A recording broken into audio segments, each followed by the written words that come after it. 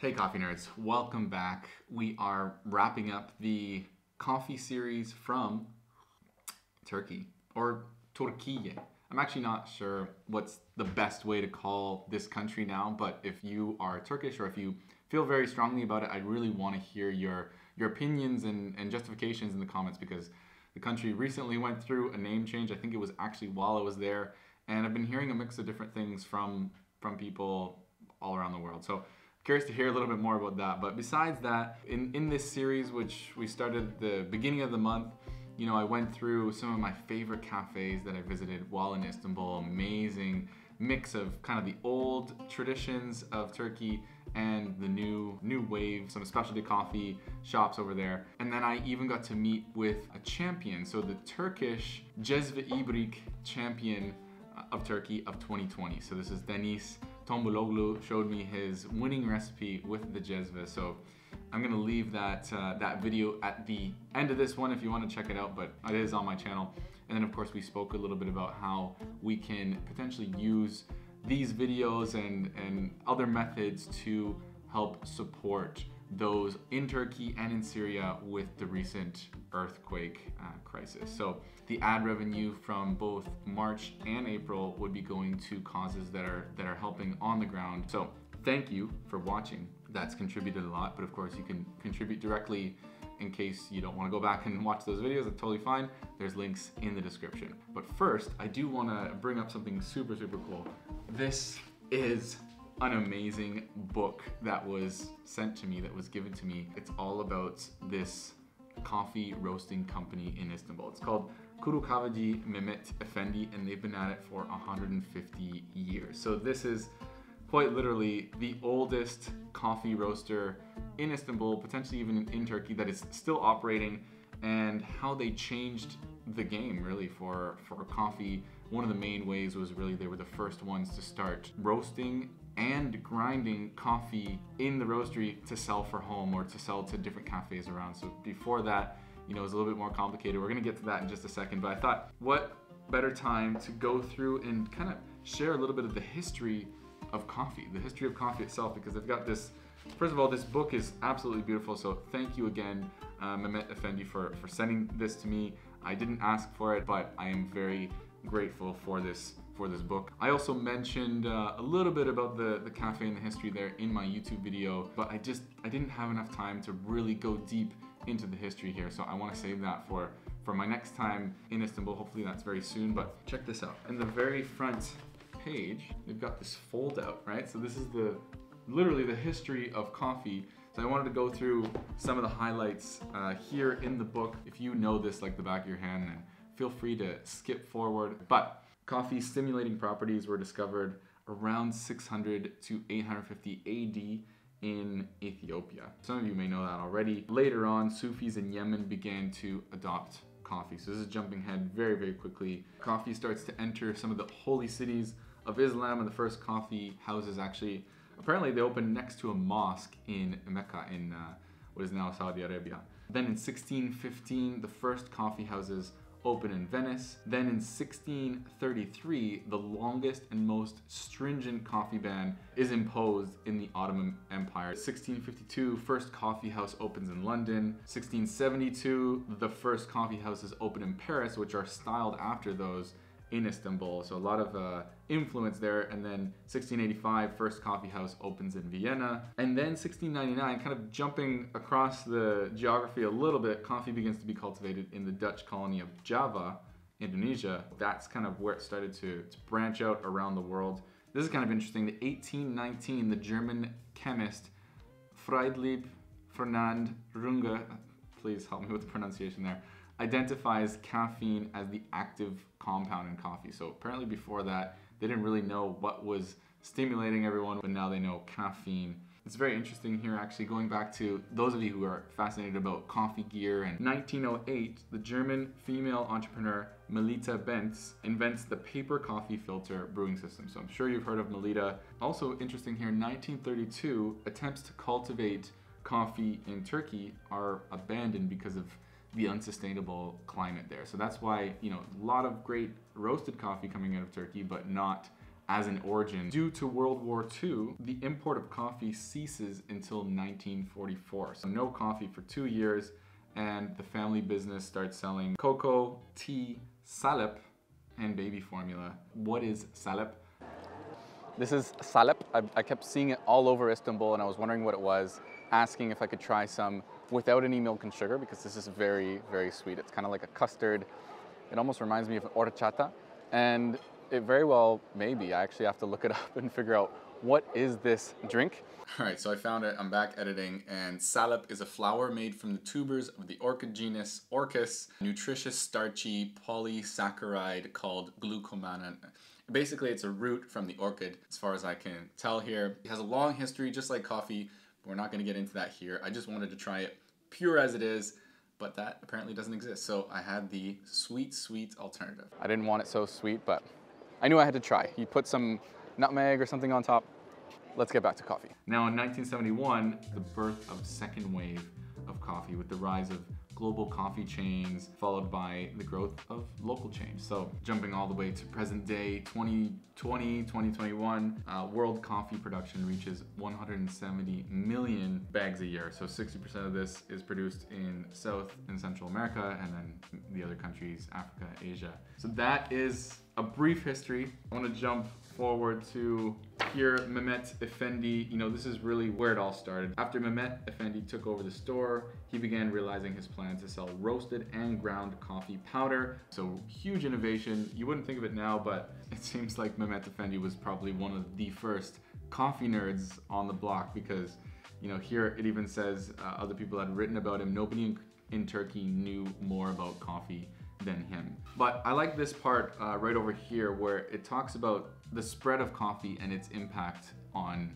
Turkey. And they started to see it as a real basic way for not only the rich, but also the poor to enjoy such a treat. And of course, it's a delicacy that can be enjoyed by all. Serving coffee became indispensable. During this time, during this era, all the way up until the 20th century, coffee houses also provided the services of barbers, dentists, and surgeons as well. So you could go have your coffee and get your tooth pulled all at the same time. And so what was interesting is that actually during that time, when some of the bans on coffee came into place, it was funny to see all of the new barbershops and dentists pop up all around the city, way more than there was before, as a front for serving coffee. So it kind of reminds me of the speakeasy days during the Prohibition, hidden clandestine places to get a cocktail or something.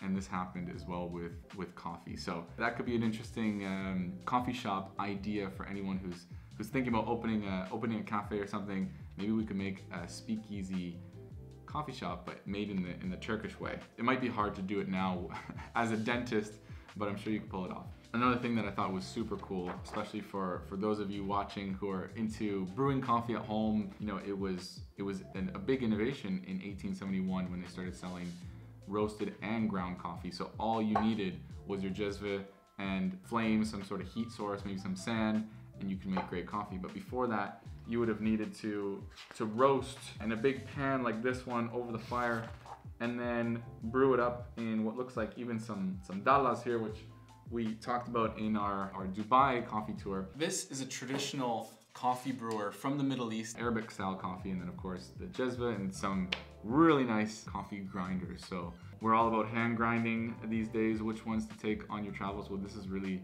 how they did it in the traditional Turkish coffee method. So really cool there. I'm loving the old graphics and especially this little pop-up shop that they have here. Really cool architecture. But anyways, that's enough history lesson for today. But I did want to hear from you a little bit of feedback. Would you like more videos like this? Maybe going a little bit deeper into coffee traditions, cultures, subcultures around the world? Or do you find it kind of boring? Should I maybe just stick to reviewing the latest coffee grinder that comes out, or maybe testing out some unique brew techniques? But I do really find this kind of thing interesting. Maybe we can expand it a little bit and go to more of these countries and uncover some of the stories there. But you know, I'm only gonna really be able to do it if enough people want to watch it. So let me know and share this video with someone who might be interested in that kind of thing.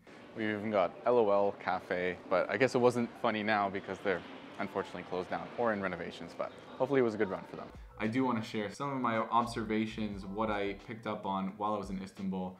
And one of the biggest things that I noticed was really that blending of the old and the new. I know I'm gonna sound like a broken record here, but this is something that I just find fascinating. How, you know, a city or culture specifically with so much history within, in general, but specifically within coffee, and how that's kind of blending in or matching the newer trends in coffee and the innovation and the advancement in the specialty coffee world. So I went to quite a few cafes that they had automated Turkish coffee brewers, for example, or some of them that actually still did it in the traditional way, as I spoke about with Denise, the Turkish coffee champion, putting specialty coffee in there and being very deliberate about the water temperature and the brew time and things like that, taking on the third wave method for a more traditional way of doing things. Of course, I saw a lot of the new method, brewing with a pour over or maybe an espresso machine, flat whites, that kind of thing, funky processes, bringing out some different flavors there and mixing that with brunches. And so I love that blending and how it integrated with the traditional culture there. Based on all of that, I kind of just see a little bit of a resurgence in terms of coffee traditions. And I'd love to hear from you, correct me if I'm wrong, but I think that as the pendulum always swings to one extreme to the other. In this case, you know, maybe it happens to be with in the West, for example, I grew up in Canada, or in the US, drip coffee, automatic filter coffee, that was a big thing. And then when specialty coffee came around, it almost went back to the traditions of Italian espresso and espresso culture, cappuccinos. And so that's kind of the new trendy thing. And maybe even at the time, you know, when coffee started to become even more popular, dark roast was all in. Like, you weren't really drinking coffee unless you were drinking a dark roast. But then light roast, that became a lot more popular. Maybe the Nordic roast, or, you know, bringing out some more flavors in the bean. It became way too light, a lot of sour espressos. But if you think about it, the Dalla, as I was sharing earlier, the Arabic coffee, they've been doing it like that since the very beginning, roasting in a different way, but roasting from different profiles, very, very light roast coffees. And so, you know, I just see this kind of influence happening back and forth, and maybe this is going to be the next wave of coffee, is embracing the history of where it all came from. Because if we don't know where we came from, we really don't know where we're going. And hopefully we can continue to make advancements and innovations within this amazing coffee culture and subculture and space, as more and more people get nerdy about their coffee at home and really go dive deep like a coffee geek. I think more and more people are going to start to investigate that for themselves, going in and learning a little bit more behind the scenes, going to the coffee farms, going to some of these historical cities to learn more about the drink that they've come to know and love at home. So that's kind of what I'm thinking. But as I mentioned, I did want to share with you some of the revenue that you were able to help us generate to give back to the crisis with the earthquake in Türkiye and Syria. Estimated revenue for March is around $87. Hopefully that's going to be a little bit more. April, you know, hopefully we can continue growing from there. So I've already given to one of the causes, which I've put down in the description. I've given to both now, so if you want to contribute, there's some links down there. They still need a lot of help. A lot of people displaced, a lot of people looking for, you know, food and warmth and shelter. Hopefully this series, even though it's really not that much, you know, I wish we could support them more, but, you know, little by little, I really hope that we can continue to make a difference with this channel together, to learn more about coffee, where it all came from, the people behind the scenes, right? And the people who have been making it happen since the very beginning, even going back hundreds, if not thousands of years. So we're going to be moving on to some different content in the next few videos, but I do hope you subscribe if you haven't already, and I'm looking forward to seeing you out there wherever coffee takes us next. Cheers.